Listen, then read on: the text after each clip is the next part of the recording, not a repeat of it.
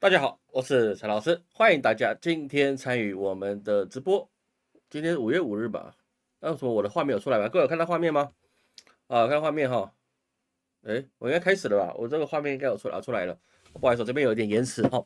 哎，感谢大家今天参与我们直播哈。这个礼拜发生了很多事情，大概都是围绕在我们的这个美国学运上面了。美国学运这件事情是一个非常严重的一个事情。还有就是说，中国最近大买黄金跟能源，它是不是在准备什么嘛？啊，这个就是我们今天要讨论的一个题目。好了，一开始老师先公布几件事情哈。第一件事情是这个老师下周四啊，我要前往杭州去办一些事情，预计啊在中国可能会待1个礼拜的时间。那大概都是在上海跟杭州啊，一个时间已经被压缩了，本来可能要去比较久的时间，哦，可能2个礼拜，后来现在只能到1个礼拜，所以我大概都在苏州、杭州或者是上海这个地方哦，在这个地方游来游去哈，因为有些事要去办。那如果有跟老师见面的啊，那可以跟老师在私下我们约一下。还有就是呢，这个下周日啊，我们会公布我们一年一度的，好，下周我们直播的时候啊，会公布一年一度的那个补财库啊，就是我们的五路财神补财库法会的报名时间、报名简章了。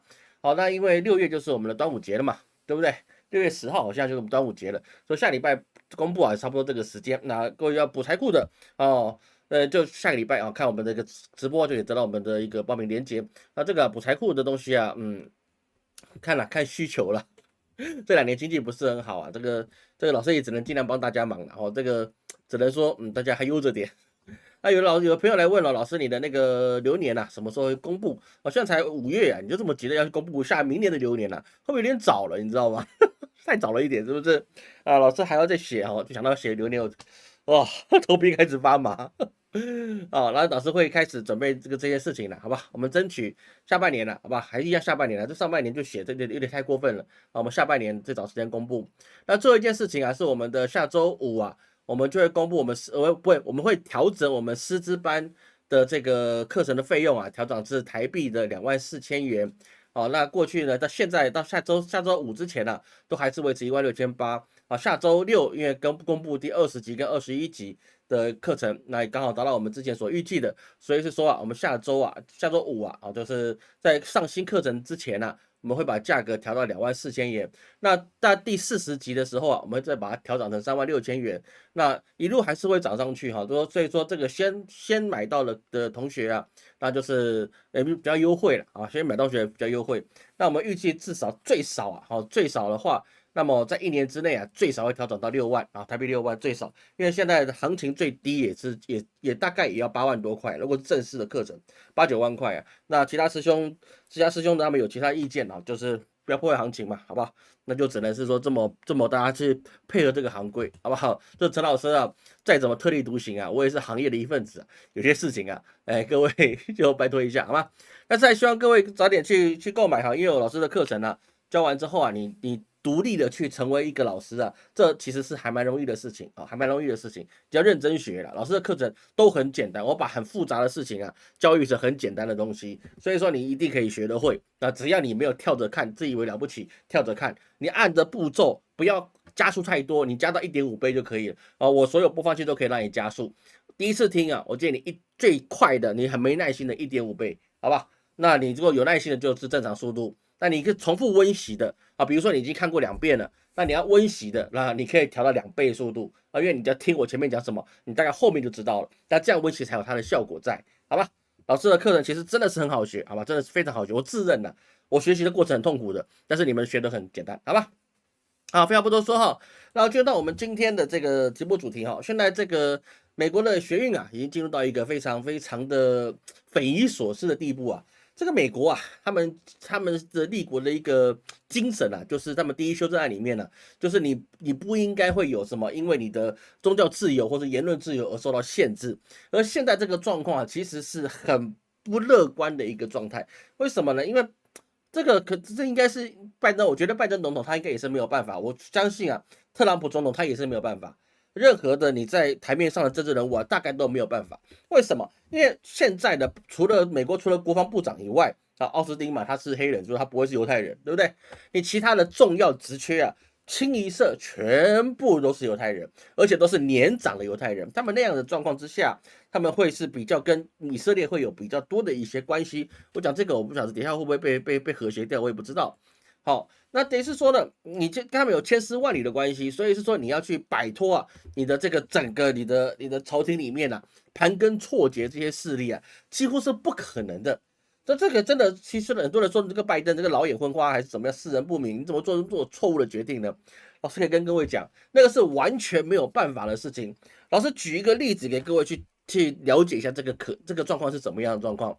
这个我们都知道，秦朝啊，秦应该算秦朝啊，它是中国史上第一个啊建立皇朝的，不是王朝，是皇帝的这个始皇帝嘛，对不对？他是第一个皇权国家，但到第二是胡亥的啊，不管他怎么样去夺了这个政权了、好不好？到第二是胡亥状况之下，他身边所有的人呐、好60%哦是赵高的，40%是李斯的，然后呢，再经过一点时间的运作啊，到最后啊99%都是赵高的人。所以说，你赵高的人状况之下，你觉得胡亥他就算后来发现这个东西他必须要去做改变的时候，因为你那个陈胜吴广啊那些开始不断的兴兵作乱，还有是什么？还有那个项羽项家军啊也开始兴兵作乱，他带领了这些那个之前的六国的遗孤啊，就开始各自成立一个他们的王朝部队。所以是说啊，他发现这样子不有问题的时候，你觉得胡亥他有实力，或者他可以义正言辞的是说，这大秦啊是我们这个什么，我们这个赢家的天下，对不对？你怎么可以来去取代呢？不可以，是不是？所以说你赵高应该立刻把他给怎么样？你直接把他头脑袋给摘下来，行不行？不行，因为就连你身边的太监以外，可能军队啊都是什么，都是赵高的人。就像他们的名将章邯啊，想干点什么事情啊，也没办法，他只能配合赵高指鹿为马，其他事他也不能够去做。所以说啊，当朝廷的中枢啊，你被把持了之后，就像中国历朝历代啊，无论是你这个李斯、赵高，或者后面的外戚专政或者宦官专权呢、其实现在美国的一个政治圈呢，大概就是这方面的意思，就是它整个政府组织都已经是别人的。而不是你原来你选谁，然后谁就有权利去改变你这个现状，这是基本上你是办不到的，因为包含了他们自己设定一个合法贪污，不对，合法的去收受捐钱的法案，就政治献金法，还有游说法，所以说他们可以光明正大的去收取这么多的利益，然后呢去实行他们想要做的任何的一个事情，这个我相信啊。这有些事情啊，我们把它明着上去办，总比你按私下去贿赂会来的好一点。我相信这个利益是好的啊。比如说在雍正朝那段时间呢、他们原来的这些这个地方官他们薪俸很微薄啊。比如说你在知县啊，如果没有记错的话，知县的一个月的月例银子啊，好是5两，那5两啊，换算成现在大概是6000块人民币吧，一个知县哦。那么这个这么穷的话之下，你包含了就算是大清朝，它也有所谓的通货膨胀，它也有灾荒之年，它会有各种的需求。那么你这么穷的官员，那你不是逼他去贪污吗？所以那时候会有火耗归公，然后还有什么那个摊丁入亩状况想要去改革，但是这样还不够，因为这些东西你是让官员更穷，官员一穷他就会欺负老百姓，所以说他们要去做什么呢？他们要去做什么养廉营啊、冰炭营啊，或者车马营啊，或者是一些红花纸钱营啊，就是过年要贴那个春花，哎，都给你算找个名目啊，就是给你什么，给你很多的加给。所以说，在那个状况之下，那个你才能够慢慢的去让你的官员可以在你身边。但是美国不是，好，美国就是你所有任何一切都必须怎么样，都必须让资本去介入。所以说现在就讲很简单一件事情，我们不要讲这个布林肯啊，我们也不要讲耶伦，我就说联准会这个单位哦，联准会这个单位决定美国公债卖多少，钞票印多少，美元也是他们印得出来的。那么，请问联准会里面的组织成员有几个人不是这民族的人呢？所以到现在这个状况啊，是变成是说，原来他学生表达这些反对意见是都可以的，是合乎法律的，是无法可管的。但是呢，他们现在追加一个法律啊，就让这个你做这些事情，你支援巴勒斯坦，就等于你是支援哈马斯，就等于你支持恐怖分子，所以说就要把你抓起来。所以言论自由啊，其实在美国这个时候啊，就突然的限缩了，因为你触及到了什么东厂的权益，你触及东厂的权益，你可以触及皇帝的权益没有问题，但是你触及东厂的权益，那这就不行了。所以现在这个状况就有一点王朝末年的感觉。任何的王朝，它在走到衰落的时候啊，它会经历一段很长很长的一个，大概至少20-30年的一个腐败期，它不会这么快的哈，就是大下倾倒。除了你说隋朝嘛，隋炀帝他也不是接位之后他就立刻就倒掉，对不对？胡亥也不是接立刻倒掉，是不是？他们经过很长很长的时间，你要让这个朝政开始腐败，当腐败到一个层级了，你没办法挽回了，大厦将倾了啊，你大概就被别人摧枯破朽。过去明朝那些事也是这样，大清那些事也是这样，中华民国的在大陆的政权也是这样。这个相信各位近代史应该都很了解，所以老师今天不是来讲古的，只能跟各位讲说，像美国现在这个状态啊，从过去的任何的朝代的历史，无论是中国或是西洋的，其实这边可以很明确的看到，它要中兴是有困难的，因为你已经外戚干政了，中国的外戚就等于他们的这民族外族来干涉你整个状况。像唐朝，你为什么会有安史之乱？安禄山、史思明他是汉人吗？他是鲜卑人吗？不是，对不对？所以这造成的是说，你的大权旁落在别人手上，别人没有这个名，但是他有这个权利，说所有上台的都变成什么？都变成跳梁小丑，就像什么呢？我们中华民国的一个早期的历史啊，中华民国在中国大陆的那个时代的历史就是这样。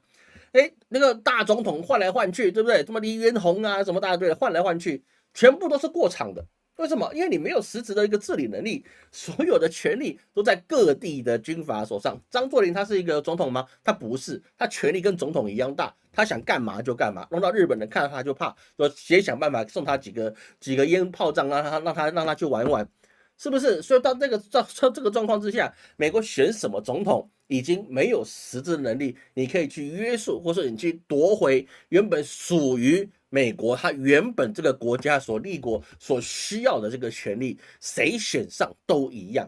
无论是桑德斯好，还是什么特朗普啊，还是任何一个人选上，他都无法逃开这个权力的结构，而且这个权力结构并不是在总统身上。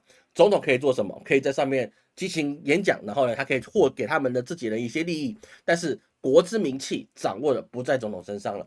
从我们这一次看到这个学运的事件就可以知道，在1968年吧，越在那个时候啊，权力还不在他们身上，所以说学生反战，而那个时候他还是必须做了一些让步跟妥协。虽然那时候的政府是一个有实力的政府，但是现在这个政府他也没有这个实力了。为什么？没有钱，钱要给谁？钱要借给他们金主去花。各位懂老师意思吗？美国之穷，穷在什么？穷在政府。但是富在财团，财团10之8九都是这民族的东西。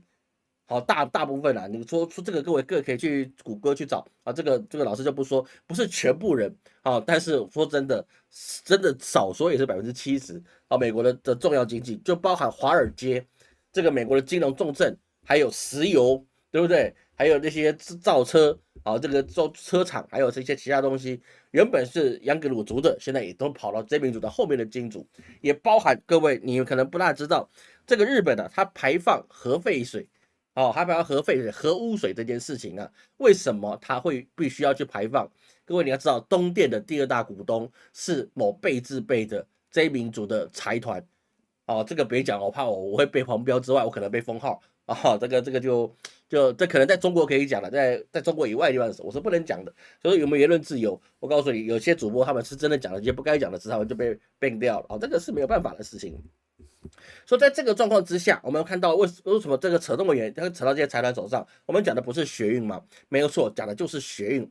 为什么？因为各位要去知道，这些学生为什么不被学校所挺？老师会去挺这些学生，很多的外部人员会去挺这些学生。为什么他们政府官员不挺？我们刚才讲到了，因为政府官员收受的一些游说法，收受这些合法的贿赂，不政治现金，都是来自于这些利益团体，而包含学校自己，它也是需要这个东西。为什么呢？这个在美国一个媒体叫 CBS 他对以色列的资金他们进行了调查后发现，在美国从2003年以来。美国有上百所大学，他从以色列那个地方的资本获得了多少钱呢？获得了3亿7460亿美元，收了3亿快4亿美元，而且大部分是合同的捐助，合同的一些方法去给予你。合同它不是单纯捐助，它是用合同的方法，就彼此有它的权利跟义务，而且大学是不用像这些资本去报告这笔钱如何使用那所以说这个状况就变成是说，学生也发现这件事情，原来我们的学校它是既然是收受了以色列这么多的钱，啊，不能说以色列政府啊，在以色列地区啊那些资本家的钱，导致是说我们现在做我们想要依照美国宪法第1修正案里面的行使这个权利，我还会被打，而且他也放任别人来打，跟我们不同立场的人来打我们。所以这个状况就变成是什么？变得非常有趣，就是你搞不清楚你的敌人在哪里了。你以为你的敌人在千里之外，没有，你敌人可能就在你身边。所以说，现在学生呢就开始要求学校去公开，而且希望学校终止跟以色列军队有任何相关的合同啊，合同就是你有往来资金。哦，而且包含现在很多的大学的股票投资啊，哦，他们说这些资金啊，他要去投资，对不对？他也是巨型混合的资产资金，而且还针对了特定的行业投资。比如是说，哦，哈佛它里面有报告显示，哈佛大学啊，它有12亿美元的投资用于持有像谷歌等科技的支票的一个股票投资。那么，当然，Google 也是这些示威者需要他们能够撤资的公司，这个撤资出去的公司。因为 Google 它跟以色列有10亿美元的软体开发的交易合同，所以说这意思是什么呢？意思是以色列的资金它是深入了美国100所大学，所以是说呢，他们必须去尊重这些金主他们的意向，那他们才能够得到这么多的钱，而且这个钱太神奇了，我根本就不需要告诉你我怎么用，我想怎么用就怎么用，而且我这些钱我还可以再投资这些资本家所设立的基金、设立的公司、设立的股票，这就变成什么？各位你要想一想，我们这一阵子一直讲的这些直播一直来，我就很多时候就讲的这些金钱的游戏。乌克兰他既然通过了美国通过了给乌克兰600亿美元的军事援助，然后呢，美国不给他钱，把钱拿去给军火商，军火商再去出给乌克兰，然后拿去怎么样？拿去抵抗那个万恶的俄罗斯的侵略，这个没有问题。但是你东西如果不出，你就输了，那么你还是要还我钱啊。这个意思，上个礼拜我们谈到了。但是现在这个事情也是类似，这些以色列的资金投入到了这些大学的一个账户里面，然后呢，他们做什么合同我们不知道，但是呢，这个大学又把这些钱拿去再投资到他们所主义的一些投资机构里面去，而这些机构又跟他们以色列有相关系的东西，等于说呢，以色列人聪明在哪里呢？犹太人聪明在哪里？这犹太人的智慧啊，我说真的，我们撇开这次的事件啊，他们做生意的智慧啊，真的是非常厉害。我告诉你，真的是超级厉害。我告诉你，这是连我们中国什么财神在世啊，去跟他做生意啊，可能都被骗了，裤子都被他拔走了。我告诉你，这是真的是这样。所以他把钱给了你之后，还要你去投资他，就绕了一圈，钱又回到他们自己相关企业里面，然后你必须听他讲话。为什么？因为他把钱的确给你了，只是他希望你把这钱花到哪些地方，然后他给你一些利润。等于是说，这些集团变得怎么样子呢？我给你钱，哪怕给你10亿美金，然后呢，你10亿美金又得投到那些地方去，不要说10亿了，就是7亿美金，你必须要投到他们指定的一些地方去。然后呢，他有没有利润？有利润，有些收益会给你，是超这个，毕竟他们有红利嘛。那这些红利呢，可能是几百万美元啊，也可能是几千万美元啊，这都有可能，可能红利很好嘛。但是你反过来想一件事情，就是说他真的给你10亿美元，然后呢，他实际上也真的给你10亿吗？没有，因为你7亿可能出去了啊，3亿可能用在学校建设方面，给学生奖学金啊，这些可能都会发的啊。不能说这些学校没有去培养学生，还是有的啊。比如说，毕竟以色列那些他们自己的人也要进去念书嘛，对不对？所以说呢，那还是有给那些学校一些好处，但是他们实际上花的钱只有多少呢？可能就只有那个3亿，然后再多每年给他一个几百万或几千万美元的一个挹注，但是本金在谁那里？本金基本上6、7成都还在他们自己集团手里。他绕了一圈，然后最大获胜者是谁？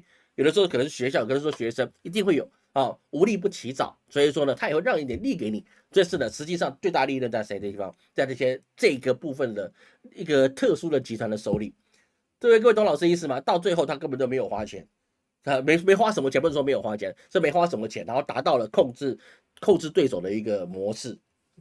这个模式啊，也就跟什么，也就跟为什么在那个万恶的希特勒他们在德国战败的时候，他们的经济被这个民族所掌控，所以说希特勒起来之后要进行的一个大灭绝，其实是一样的套路。这样的套路，他已经在德国弄起来，然后自己被就砸弯砸锅了。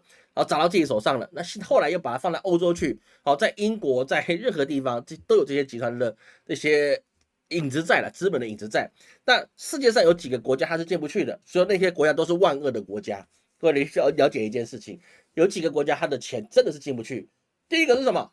第一个是俄罗斯，俄罗斯他不管你的，不屌你这个，所以说俄罗斯是万恶的俄罗斯，因为他原本全身是共产主义，他就不管你这一些，是不是？第二个什么？中国大陆，中国大陆啊，它的金融不自由，我们讲实在的，你钱可以进去，但你不见得出得来，但是你要出来，你要得审报。哦，那现在是很宽松的，你早20-30年去看，你钱进去，你看你出得来出不来？出不来的，在那当地赚当地花，多少台湾人过去啊，钱花在那边，然后人的那裤子嘛，提个裤子就回台湾了，或提个裤子回香港了。那这个是历史故事，真的是有这么一回事，对不对？接下来谁？北韩，万恶的北韩，为什么？你也是一样哦，红军所在的地方，你进去资本进去，你连进去都不用想进去了。哦，就说你想弄到什么都有困难。那包含到后来在香港。资本进去了，但是呢，他跟你讲，我这个今天的汇市休市一天，插头掉了，停电，不好意思，修不好，对不对？不像我们台湾这么有效率，停电了还可以立刻啊，不是，那不叫停电，那叫跳脱之后还可以很快把它修好。是不是？所以说他们在这些地方啊，都已经跌了很大很大一个跟头。所以说这些国家都是万恶的国家，必须取之而后快。包含了伊朗也是一样啊，很多回教国家他们是不容易进去的，因为回教组织啊，他们是一个很特别，穆斯林组织是一个很特别的组织，他们只跟随自己的教派，不是跟你教长而已哦。那个这个穆斯林这个宗教是宗教而已，你要跟他们跟随是那些教长啊，是领导你这个教派的人。而不是你只是说哦，你是穆斯林，我是穆斯林，我们就是一家人啊，没有哈，那个什叶派跟逊尼派之类的派别，这个是水火不容的，真的必欲取之而后快。所以说就发现这件事情，就是说这些国家都进不去，所以说那些国家必须要被灭亡，或者必须要产生混乱，然后直到他们不敢反抗我们为止。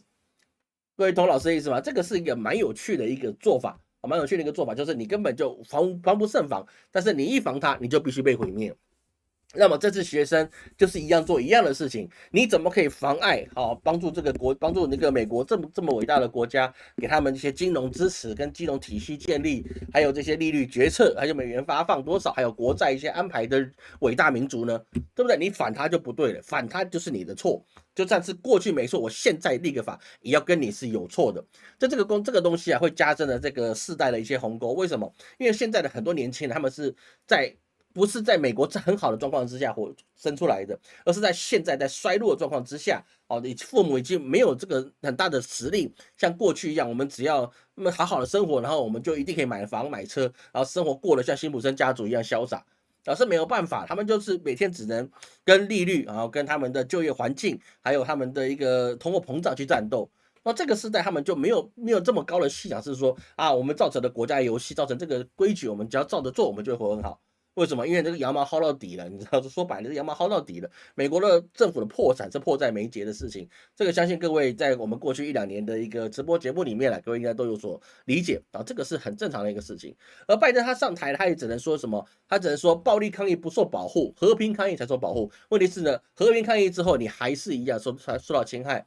所以这个火在美国之外又烧到欧洲，有许多的大学生也都开始响应这个学运。这个学运没有人去形容它是一个美丽风景线，除了中国之外，除了中国的这些网友之外，不然没有人会去形容美国跟欧洲这是一个美丽风景线。为什么？因为这个是别人家的事情。那当然是希望这件事好好下来，但是最主要的是什么呢？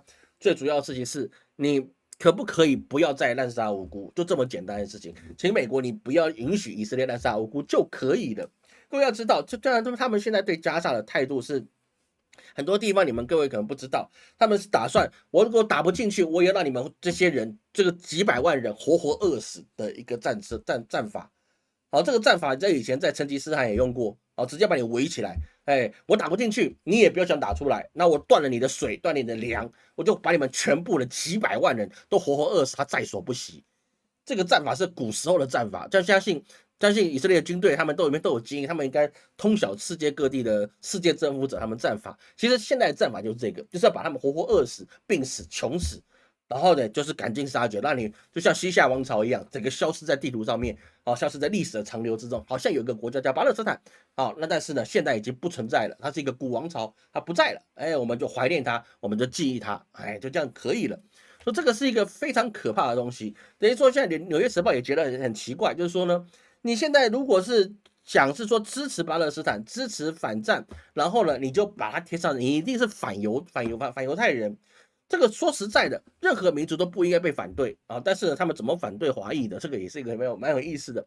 但是就说他们自己的窝内事吧，你去声援巴勒斯坦，你就一定代表我跟犹太人势不两立吗？也没有啊。也没有啊，你真正问题就是你是以色列的这些战士们要把这些巴勒斯坦的这些加萨走廊这些百姓要活活的饿死、病死、逼到死为止，这个才是真正大的问题。但是呢，现在把它标签就是什么？你不能够反犹，哎，我们不要忘记二次世界大战的起因等等之类的，这个就是非常非常可怕啊，这非常可怕。所以说现在包含了 ICC， 它也在怎么样？世界法庭，它也开始说要通缉那个纳坦雅胡，下逮捕令。那这个东西下了有没有什么用？说真的没屁用，因为这个国际法庭他们没有自己的法警，也没自己的军队，他也不可能去以色列就把纳坦雅胡抓起来。但是呢，在全世界啊这些先进国家里面，都是世界法庭的一个成员，他们都必须怎么样呢？尤其是欧洲，纳坦雅胡就不能去欧洲，一去欧洲，那些当地的政府就有义务要把他抓起来，因为你是世界通缉犯。但是能够做这件事情吗？我说实在的，雷声大雨点小，因为纳坦雅胡跟普丁就算被告了，他们还是在自己国家活得好好的。唯一差别就是纳坦雅胡这个没有权利，那么他一定会出事。但是呢，到这个状况了啊，我们说一句古话，叫做法欲严，贼欲炽。你把他逼得越紧，他就越会给你鱼死网破。所以说，很多人说啊，老师你怎么你看我们现在法律越来越松了，对不对？应该是什么犯一点错啊，我们就怎样呢？这个以眼还眼，那巴比伦那个的法律多好，是不是？偷盗者剁手，对不对？偷看者挖眼，对不对？那不挺好的吗？不行，好，有些时候就是你看你抓到的都是这些犯罪的一小部分，但是呢，他后面这么大的一个群体，如果这个法一旦是法那么很严格的，像秦朝这个法律那么很严格的。那么你这些还没被抓到的人，他们就更加的铤而走险，因为抓到就是一死。那么我不如怎么样？我不如干到不能再干为止。所以说，为什么陈胜吴广会起来？为什么刘邦会起来？为什么项羽、项家军、项伯他们会起来？就是因为他们随便犯一个错都要株连九族了。那么尤其是刘邦，对不对？去芒砀山，去经过芒砀山，然后呢，那个犯人十个跑个两三个，哎，那再走两步又跑了两三个。那开玩笑，你跑一个你就得队长就得杀头了，送到你也得杀头，不送到你也得杀九族，那去不去你都得死，那为什么不反？那就得反了。所以说这个状况就变得是很有趣，就是说你现在整个状况就是你没有办法去对纳坦雅胡做什么，但是呢，你也没有办法去压住你国内的民意，好各个国家他们民意这些学生他们的一些看法。说这个东西啊，现在只能是用道德的规劝，当然也必须要看一件事情，就包含了那个5月15号，这个普丁他要去拜访中国，那习近平他也在欧洲要去跟这些法国、德国还有匈牙利，还有这些塞尔维亚他们去做会谈，这些事情啊会暂时的把这个东西先可能会有一些和缓。但是你没办法去阻止些什么事情的发生，因为事情只会越来越恶化下去，这个是一个很现实的一个事情。所以说我们在看这个整个在学运的时候，它其实是整个世界它必须要去面对的一个事情，而不单单只是学生他的言论自由被剥夺了，而是说国家的名气已经被篡夺了。哦，这个国家名被篡夺之后，你必须要去对这些言论自由的学生去下手了。那么即将来到了6月4号，你拿什么去谴责中共呢？人家不说64天安门是残暴吗？虽然我没有看过学生被压死，但是我们认为他有被压死嘛？我想出来他被压死的样子了嘛？对，我觉得中共一定干这件事情嘛？是不是？那你拿什么指责别人？你们怎么对你们自己学生？你再怎么去指责中共，他不让学运的爆发呢？当然还是讲一句，文化大革命也是学运，学运也有成功的，文化大革命就成功了，对不对？好，那我看一下各位有什么问题哈。手机是好像是盯开前3分钟，对，是这样子没错哈，是这样子没错。那个它是盯前面几分，但是后面它会语音辨识。我告诉各位，那个自媒体的审查啊，其实中国就做了很好典范。它不但会扫描你的脸，然后还会扫描你的声音。对，你的声音里面如果有相关字眼，它直接把你封掉，不用人去封，自动把你封掉。那其实 YouTube 也是会了，但是就小心一点吧，好吧？它毕竟我现在已经不火了，改到几年前，对了，我在火的时候。是不是？那肯定被封掉了，好吗？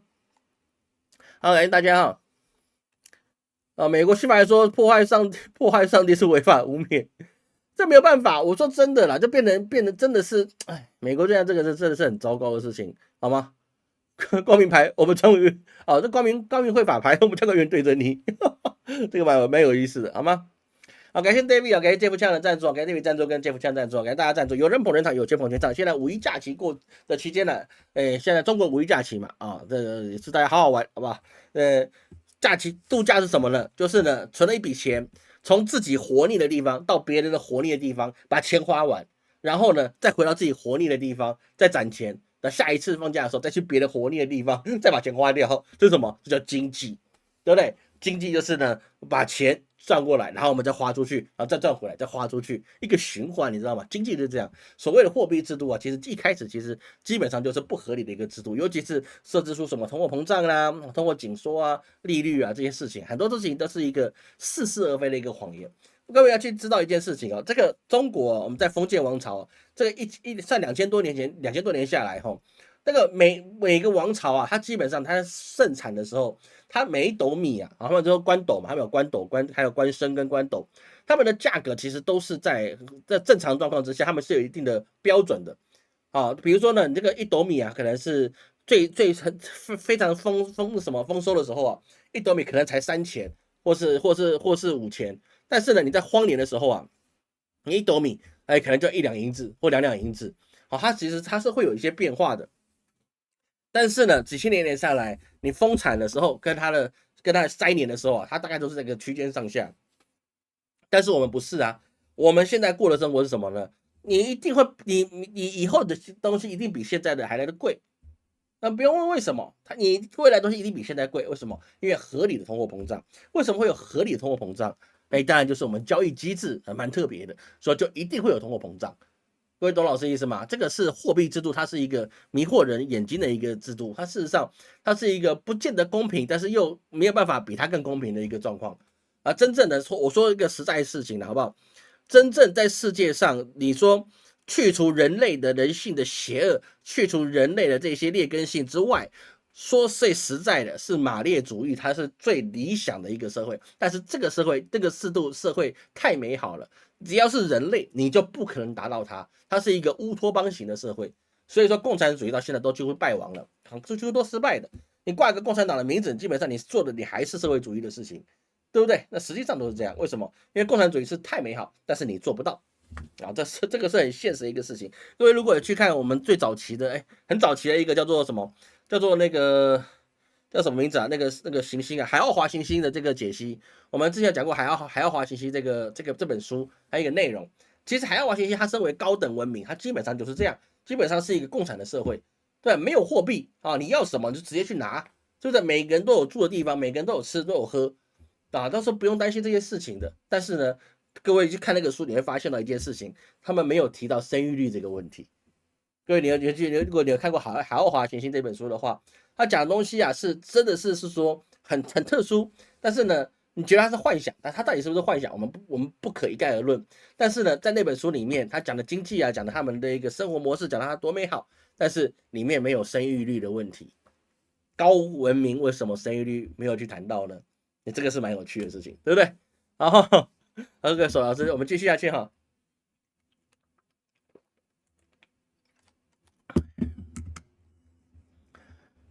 好，来，我们继续下去哈。那我们从这个角度，我们稍微去延伸一下啊，我们去延伸一下另外一件事情，就是说，现在包含的是说，美国为什么他现在希望是说让整个世界啊开始进入到东西对立，尤其是像过去的冷战模式。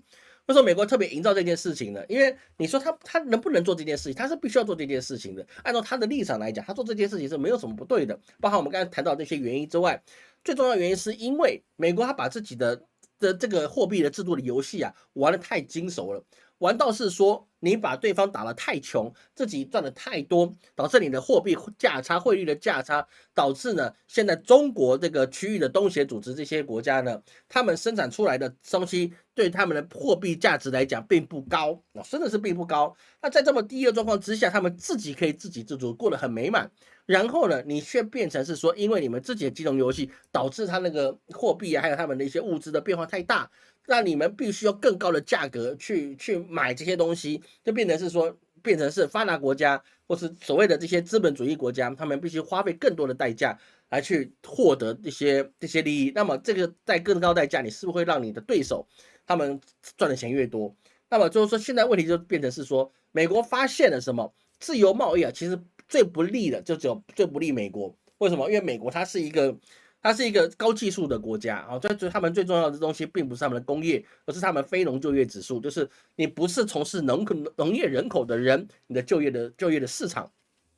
包含他们想要去补贴半导体，那最主要原因是因为他们不希望有一天被中国停掉了，或者被中国吃了台湾，他们没有办法继续维持他们的先进。所以说呢，他们发现维持自己的优势，好，已经越来越困难了，因为对方因为和平的关系，所以说他们越过越好。但是呢，美国他们发现这样不行，那你们和平，那我不是就很糟糕吗？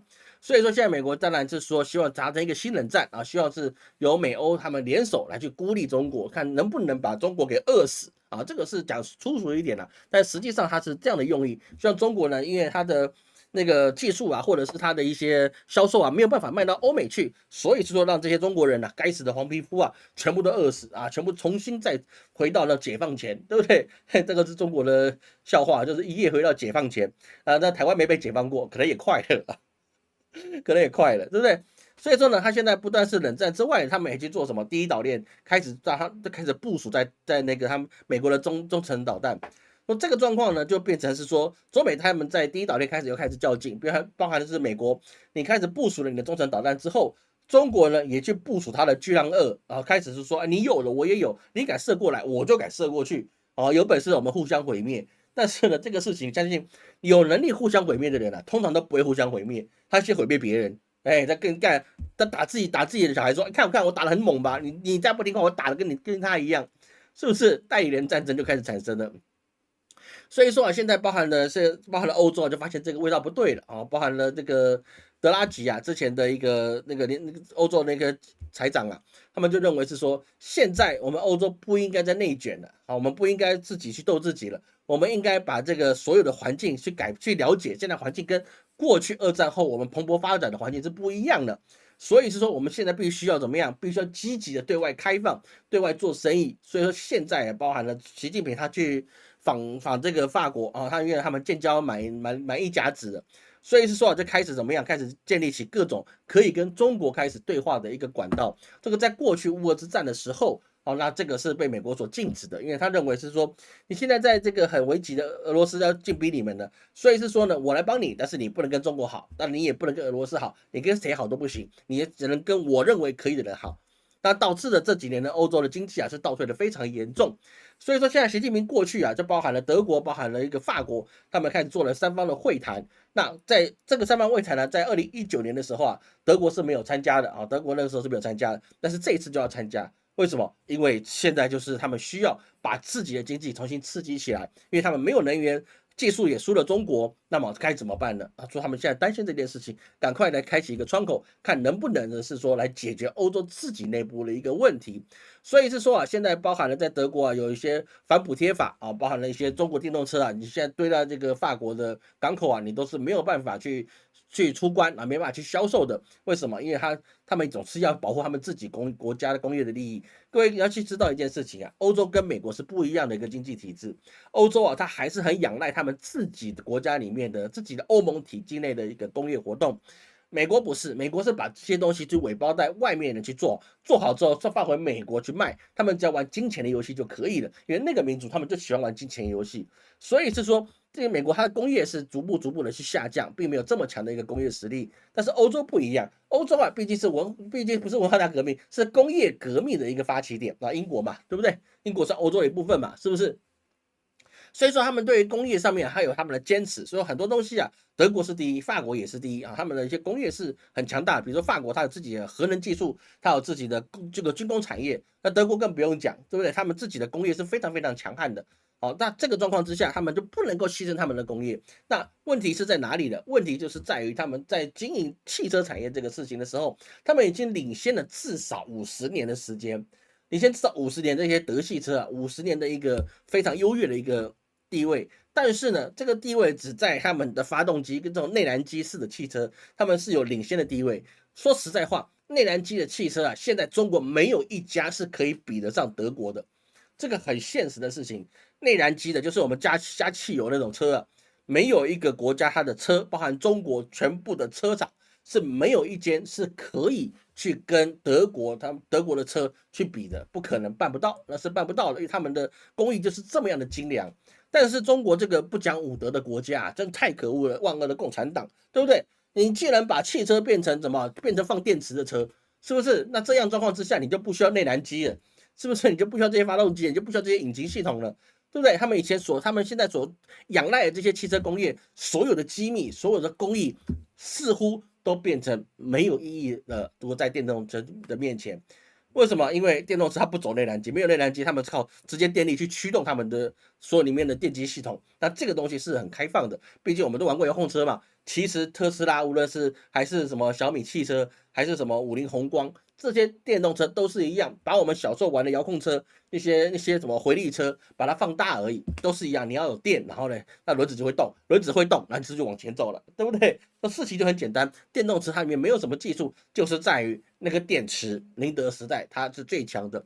第二个就是什么？他们有自己的卫星，北斗卫星。所以说，中国我敢跟各位讲，各位如果你还在开网约车的，还在开那长途司机的，那么你要做好准备，5年你可能就会失业了。所以说你现在可能年轻，你跑一跑，我们把肝熬一熬，没有事，对不对？有这个很勤劳致富嘛，是不是？但是5年后你可能什么都没有了。为什么？因为中国现在的智能车，他们做到自动驾驶的实力是真的是一日千里，他们是进步真的是非常非常的快。这个老师在过去一直在找一件个资料，就是说中国有没有哪一个城市是拒绝这些辅助驾驶的？各位懂老师意思吗？所以说我没有找到是说他明令禁止是说他们这个省份里面是不得自动驾驶的，所以说他们已经在一直去培育的他们的所谓自动驾驶是辅助驾驶，是有人在车子里面这种辅助驾驶。在台湾啊，你就高速公路可以跑；在美国啊，特斯拉它已经可以做到很多州已经可以做到，你上车之后驾驶座没有人。那你就可以用手机或者它上面的面板直接到你的目的地，然后你下车之后，它把车停好。美国也在做这件事情，因为美国软体也是很强，但是问题是他们能够去独霸到这个世界你没有办法突破的内燃机的障碍，被中国率先突破。因为在搞玩具车嘛，对不对？很多人看不起这种玩具车，未来玩具车就是整个世界的天下。像老师在前两天有讲过，未来第一个先改变的，并不是像这样的网约车、像滴滴、像这些计程车先被取代，会先取代的就一定是长途驾驶的车，包含了一些农产品啊，或者是一些长期货运司机，这些司机一定是第一个被取代的。它取代什么样子呢？你只能坐在副驾驶座，你不能坐在正驾驶座，因为你会疲劳驾驶，但是机器不会。他只要跑到高速公路跑了一定时间，他固定跑300公里或者200公里，然后去加个电，换个电，然后呢，他继续行驶。你要自己开，他还不让你，这样就可以保证什么？保证他每一个行程都不会有人为疏失。那你人在旁边只能监督这个驾驶系统，他不要出事啊。可能他警告你是说我是收不到讯号了，怎么状况了啊？人必须要去处理，不能完全自动化。那这个东西跟现在一样是 LV4的这种驾驶状况，一定在5年之内，在中国它会变成一个很普及的一个事情。而这个事情就是在软体、在卫星还有在电子这3方面来去做下手的，并不是跟这个车体本身有什么太大的关联。所以现在基本上那个汽车基本上里面都是用软体去驱动电机，就这么简单，没有什么太多很深奥的一个学问。就是这样，就是遥控车一样的事情。但是中国有自己的北斗卫星，所以说它的研发不可能受到任何国家的影响，除非美国哪一天看中国不爽，发一个那个这个核弹去宇宙中把中国所有北斗卫星都炸了，那也炸不完，因为中国北斗卫星几十颗，它又不是只有几颗。对不对？而且他们采取的传输方式也不是卫星之间的串联。现在 GPS 有个最大的危机就是什么？你 GPS 里面它的卫星里面有一颗发生故障，你可能很大一片你都收不到啊。好，外星现在没有这个状况，但北斗卫星不是啊，它每一颗都可以独立去运作啊。而且他们最主要专注在中国这个地方，甚至还可以打电话。所以在这个状况之下，中国进步速度太快，你让中国的车很快的进到欧洲市场里面，那么对欧洲市场来讲，他们没有可以调试的时间，没有调试的空间，因为那些大的车厂他们还没有去回过神来，我到底该怎么样去突破现在的障碍。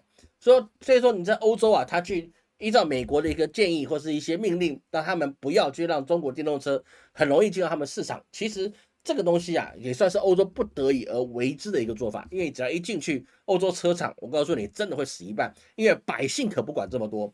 是不是百姓没有在管你是说啊，我要支持你们的内燃机车啊，或是你们的车可能续航率只有中国的一半，价格是中国的2倍，然后我还要支持你，那不可能。消费者就是哪里便宜哪里好，我去跟谁买嘛，这个是就很正常的一个事情啊，对不对？很正常的一个事情啊，不会是说就算是你跟他一样的价格，好、续航力比较低一点，那我也愿意支持国产。但是你不能卖的比中国贵，然后呢，续航力又比它低，然后电池换了又麻烦，维修也有些障碍，然后我还得去花更多钱去买你这个车，然后我还得去借钱，借完钱之后你的利率还挺高的，对不对？现在欧洲的它也是有利率也是挺高的，那这样对百姓不合适啊，因为通货膨胀这么高，我已经没有钱了，我怎么去支持国产的呢？就变成是说他必须去买这个便宜的中国车，而且便宜好开，加速快，续航力久，那这个东西对德国的百姓是好，但是对他们的工业不好。但是工业一垮，百姓也得跟着垮。各位懂老师意思吗？它是一连串的东西下去，所以说不能说欧洲他们是不是有点固步自封，或是非常仇中。在很多状况之下，的确没有错，他们的确有固步自封，的确也是有仇中，这个是没有错的。但是实际上来讲，它也不能跟中国太搭上线，太搭上线，它也变成双边自由贸易。他们自己的人去跟中国做生意投资是没有错，但是实际上他们能不能维持他们自己工厂里面这些下岗的这些工人能不能有就业率，那就是很大的一个问题。毕竟要各位去了解一件事情，很多中国的朋友都一直对海外有一些盲目的一个想法。你要去了解一件事情，除非你本来就是有钱人，不然如果你是百姓，你就不要想去欧美，因为去欧美，你的小孩你也只能去当最高的状况，你只能当二等百姓，你也不能当一等百姓，因为你是移民者啊，你是移民者，那本来就不可能跟你看一样高，而他们的教育本来就不是为了把你们培育去上大学，去成龙成凤的一个状况。只有很奇怪的亚洲，父母都希望儿女成龙成凤，对不对？每个都希望他去考状元，每个都希望他能够未来事业能够发展，你能够念书，那砸锅卖铁也给你念，是不是？大部分的家长不能说全部了，还是有些自私自利的家长，还有像老师这种放羊的也是有，对不对？那么你今天去了，那他们也只能去毕业之后，他们也只能去麦当劳、去工厂上班，去做这些专业技术啊，这个很好，我没有说不好，这也是很好。但是当他们工业垮台之后，这些技术人员也跟着失业了。对不对？你看那些欧洲那些修内燃机的这些老师傅们，当你所有东西被电击了，他已经没有内燃机可以修了，他怎么样？就跟去放电影那些胶卷片的一些老师傅一样，你就只能下岗，不然就去做其他事情。你不可能因为你是个德高望重，所以是说我这整条生态线为你一个师傅而开，或是为你们这一群师傅而开，因为你可能一年卖不了几万辆车，然后呢，我整条产线可能2、3条产线都得继续开着，不可能，一定得有人做出牺牲。而这些人他是没有办法回去做电动车的，电动车只有下一代哦，可能就是可能最年轻，可能至少要90后啊，90后的这一辈他才有办法去做电动车。那甚至未来可能只有00后他才能去做电动车，这个市场他也了解电动车。他不会听到引擎声，他觉得这是我们工业的骄傲，没有，他能够觉得跑得快，续航久，而且呢，我只要眼睛一闭到目的地了，那是最好的一个事情。所以现在这个状况在欧洲跟美国还有中国之间呢，他们在寻找一个很奇怪、很巧妙的一个状态。但是实际上来讲，欧洲它自我保护主义这个事情是很难放下来的，因为一放下来，他们国内的经济，因为他们所有的各个国家几十个国家，每个国家的经济结构是不大一样的，但是一样的地方就是在于最大公因数是在于，他们只要失去了他们自己的工厂，他们就没有出路了。而中国他们说没关系，你没有这些出路没关系，我们中国人有钱，我投资你在那边开工厂，让你们的人来上班，这行不行？不行，为什么？因为就跟美国现在状况是一样的，国之大器不可交付于人。因为这个你都是中国去生产的，哪一天你中国把它关了，或是来做什么事情了，那我们不是原地的怎么样？原地就直接解散了，杀一阵然后解散了吗？不可以这样。所以说现在僵持住，它一定会僵持。我们预期它至少还要再僵持5年到10年，然后才会慢慢的更加的一个滑顺。至少你要等乌俄战争结束，然后乌克兰下场是什么，还有俄罗斯的一个战胜的结果是怎么样，那他们才能够是说，欧洲跟中国之间，你能不能做好更好的一个润滑的一个效果？至少现在他们要做的事情，就只有我们降低敌意，然后呢，我们尽量的去在有限状况上去交流，至少不要让双方在自己国家里面难做人。这个就很重要，好吧？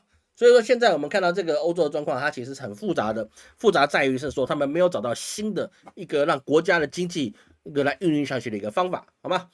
好，看各位有什么问题哈。我立刻把没办法，电动玩具车，弯道超车，环保，那没办法，这是玩具车。好，感谢秋夏赞助，感谢秋夏赞助，谢谢哈。来，大家记得帮我们点个赞哈。到电车保固10年15万公里啊，终身保固。这个东西我们不用想它终身保固了，你车也不会开终身的啦。我告诉你，真能够开终身的车就只有内燃机的车啦。实际上是真的是这样啦。你一台老福特，它可能可以开个50年，但是你电动车你开5年很厉害的啦，没有办法给你开太久了。15万公里那也没有多少了，说真的。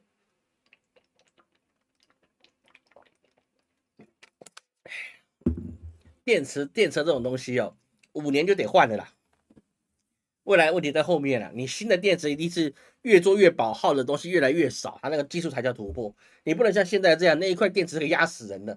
那全车最重的就是那块电池。现在这个电池是真的是对未来来讲哦，它是真的是又笨又重哦，真的是不符合效应的。但是呢，这个东西也没办法，这个就是趋势啊，这个玩具车就是个趋势，没办法。老师就自己一直在想啊，我是不是应该存点钱，对不对？然后呢，想办法赚点钱，然后呢，去买台特斯拉，这样我每天载小孩上课，我上高速公路我就可以放轻松了，对不对？结果我想着想着，小孩都已经都要毕业了，所以说我也不用想了，对我没有什么关系了。我想了快10年，对不对？那想到后面小孩都毕业了啊，OK，还是没买成。然后来我们继续下去哈，不然讲不完了，真笑，现在剩10分钟啊，超赛。好，那我们现在翻到一件事情是什么呢？中国现在进入了什么？进入了一个很有趣的一件事情是什么呢？就是在于是说啊，那个中国现在大买了黄金跟能源。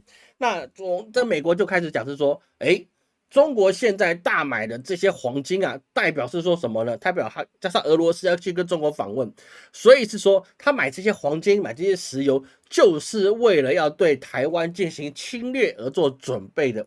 就像我们刚才节目一开始在 stand by 的时候啊，就有朋友说啊，这个是为了什么？为了备战而准备的，是不是这样？是不是这样？我们用数字说话，我们这很多事情啊，我们必须要看实际状况。中国大买了这个多少的一个那个黄金了？这次买了这个已经算是怎么样？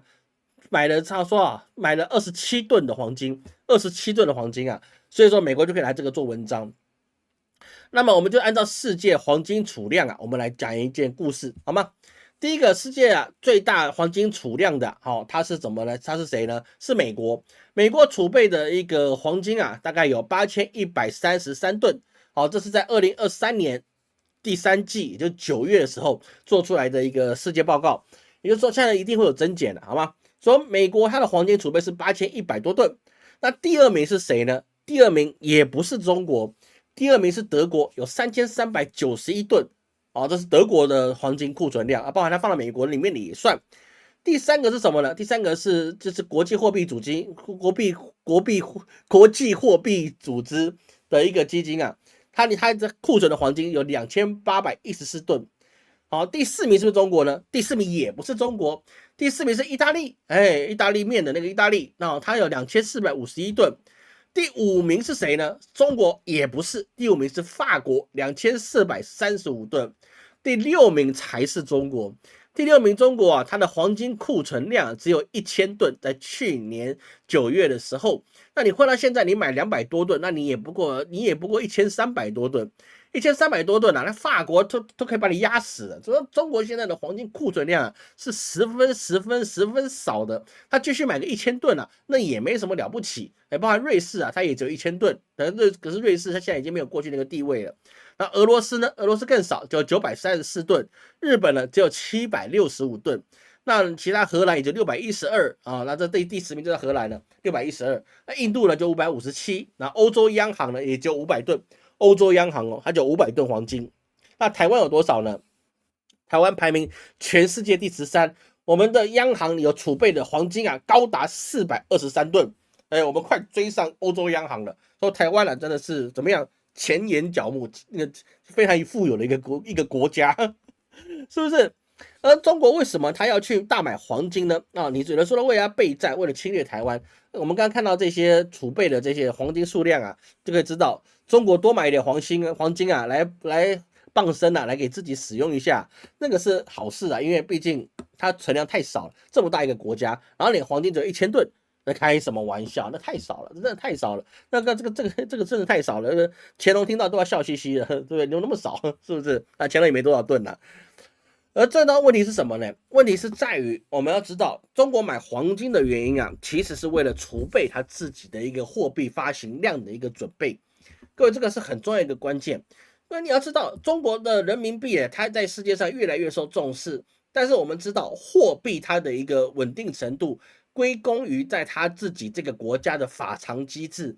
也就是说，这个国家政府保证你这个钱等于这个钱，但是这个钱我说等于这个钱就等于这个钱嘛。阿根廷说我等于这个钱，但是没有人相信啊，对不对？阿根廷是跟那些奇怪的国家，他们都说，哎，我的发行那些是应该的，所以说不应该这么大通货膨胀啊，没有人信，对不对？所以说阿根廷当时是希望美国能够把它的货币变成阿根廷的法定货币，就阿根廷理不理他，不，美国理不理阿根廷，不理他。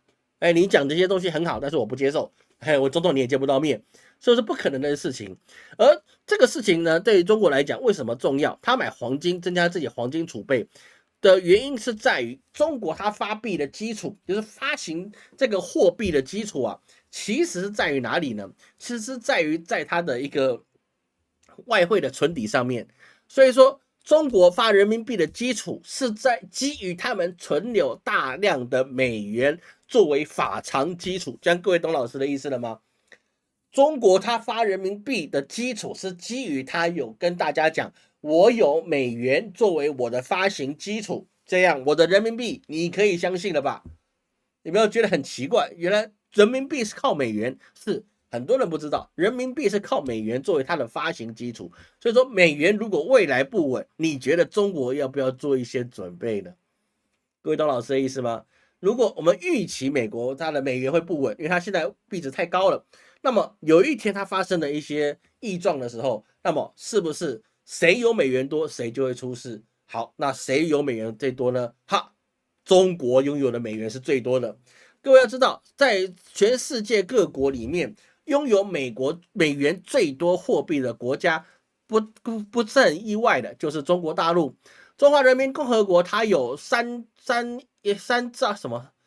兆多的美元的存底，所以它有3兆多的美元，所以是说呢，它就有办法去发人民币，所以让别人知道，哎，我这边有储备3兆多的美元，所以是说呢，你不用去担心啊，我的人民币只是两头抓，就是人头纸而已啊，一张纸片给你就当钱，不会，我有这么多的美元啊，那个是很现实的。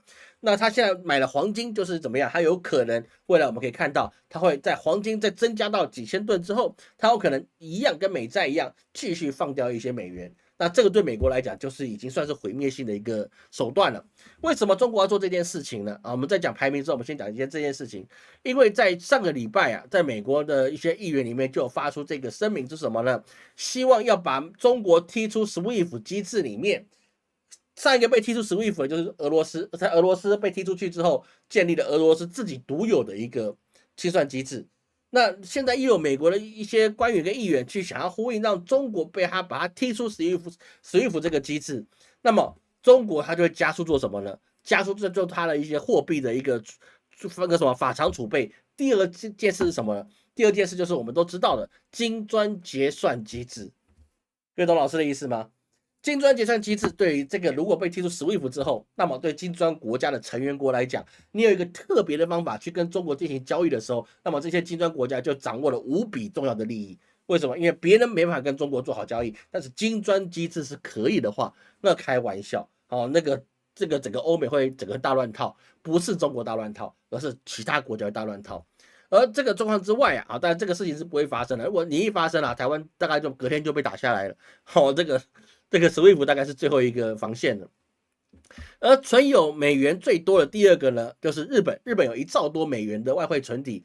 那瑞士呢有8000多亿。那我们的伟大的中华民国，我们有5000多亿的美元的外汇存底。那接下来就是印度啊，我们中华民国啊跟那个印度啊，基本上的外汇整理差不多，都是5000多亿美元，我们还多印度一点。然后接下来就是沙烏地阿拉伯啊，它有4000多亿美元的一个美元外汇整理。然后接下来香港这么小一个弹丸之地，它也有4200多亿的美元存底，它还比俄罗斯多呢，俄罗斯也只有4100多亿的美元外汇存底。那接下来是南韩、巴西、新加坡、德国，然后包括美国自己的排行，世界存有美元最多的第13位而已。哦，这蛮特别的一个地方。然后还有意大利、法国。所以说我们看到这个状况就很明白了，知道一件事情是，中国现在它去做这个能源跟它的一个货币的一些准备啊，所以它必须要去囤积够多的黄金啊，还有更多的石油的储备，还有天然气的一些安全。为什么呢？因为它预见未来可能10年之后，美元它会进行一个天翻地覆的变化。而10年这件事情啊，跟我们推背图一样，那是转眼即逝的时间。10年啊，哪怕习近平啊他不连任了，都是一样。10年的时间是非常非常之快。就像10年前我想买台特斯拉，结果我一等10年，我还是没买到。一样的意思。那所以说，对国家来讲，10年是一个很短暂的时间，它必须现在做，不然你10年一定来不及。这个我们觉得说，我们明天就需要看到好事，那么我需要下个礼拜，我今天努力，下个礼拜看到结果。没有，你真的要看到结果，就是你现在开始做，那么未来一定有好结果。那你什么都不做，你是想找稳赢的状况之下，那么你未来你什么都会没有。什么都会没有，所以日本现在自己也开始怀疑，我为什么买那么多的美债呢？这对我自己国家的汇率、跟我自己国家的币值、跟我自己国家的经济一点好处都没有啊！我应该现在不是买美债，我现在应该是卖美债、买日币，那我日币不要一直跌到这个胡说八道，我卖出去的东西基本上都是亏本的感觉，我根本就没有无利可图了。我的好处就只有别人从其他国家来我日本观光的时候啊，我有一些好处，但是我东西是要卖出去的，因为各位要知道。日本它是一个工业强国，它不是靠京都，不是靠大阪，不是靠银座来赚钱的，好吗？很多人搞错了，日本观光这么好，日本经济会很好，你搞错了吧？对不对？日本的主要的力量是在工业，是在工业很强大一个工业强国，它不是靠观光取胜的，好吗？它也不是靠拉面取胜的，它靠的是它什么工业的实力。但是它现在工业产品要卖出去，那么你跟他报美元，你可能也还不见得会赚钱。那你高报美元，别人可能不愿意，可能用日元跟你去买。但是呢，在状况之下，他们的利润就被侵蚀到了很多。所以说，这日元在现在一直跌到一个稀里糊涂，那么对日本的整个整体经济就不是好事。所以日本本来就应该是卖美元或是卖美债，然后呢来去买他们的日元，让日元的汇率可以稳定起来。但是并没有办法实际的这么做，反而他们解开了零利率之后，那很多事情很多企业可能撑不下去。这我们之前讲过了，我们现在不再提。所以现在整个状况就变得很有趣了，就是说，欧洲想要跟中国建交，不是建交啊，是建立起更好的一个往来的一个机会。但是中国呢也很怕美国去把它作为一些你金融机制，或是他们存那么多美元，然后以后美国如果不值钱，或是它币值它下降很多，那中国就会进行他们自己货币的一个危机。因为当美元出事，代表说中国的外汇存底就会出事，中国外汇的存底出事，那么中国的币值它的汇率也会受到很极大的影响。那这个是大家信任度的问题，还有一些世界他们的金融机制的一个问题。所以在这个状况之下，中国必须要不断的一直去购买黄金或是其他的资产，来稳定未来人民币它因为美元的变化的时候，它才不至于它变成就像波索纳洛的那个状况，你整个币值变得不值钱。跟我解释一下，各位懂了吗？老师尽量讲的大家可以去理解的一个事情。所以说现在整个状况就变得非常有趣，就是在中国不得不做，但是他做的有点太慢，200多吨而已。你说200多吨能够打台湾吗？不够的。你打场战争啊，那个不是你几百吨黄金可以解决的事情，好吧？很多事情就在于他现在开始做，我们就知道未来的10年美元可能会有问题，因为这个是国家级的决策。我们看到国家级的决策之后，那么我们自己就应该做一些准备了。什么准备？学好技术吧，好不好？学好技术吧，学好自己的社会性技巧，不是一定要跟老师学算命，好吧？就是你要学好你自己可以替代性的，可以为人民服务的技术。那么你的家庭，你的一些家族啊，才能够顺顺利利延续下去。在说大战之后啊，活下来的基本上都是匠人级的，就是我有这个技术，哪怕我只会做豆腐，你不会做，那你就得跟我买，那我是不是才活得下来？懂老师的意思吗？真正能够战争活下来的土匪流氓占第一，然后接下来就是乡里的恶霸，然后接下来就是有技术的匠人。需要卖儿卖女的都是什么？都是没有技术，我只有体力，工人、农民，是不是这样？整个任何朝代怎么过都是工人跟农民会只用体力的，没有技术的，第一个被牺牲。所以各位去记住这件事情，好吗？哦，这个不意外的，我们今天讲不完了哈，怎么办呢？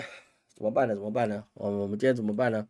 我看一下我今天题目是什么啊？我算讲完了哈，后面那段不用讲了，因为中国什么欧洲以来习近平哦这个事情我们刚才已经讲到，我们穿插了讲，这样我等于讲完了，后面几页不用讲了，太好了，我写出来有讲完就可以了啊，这样就可以了。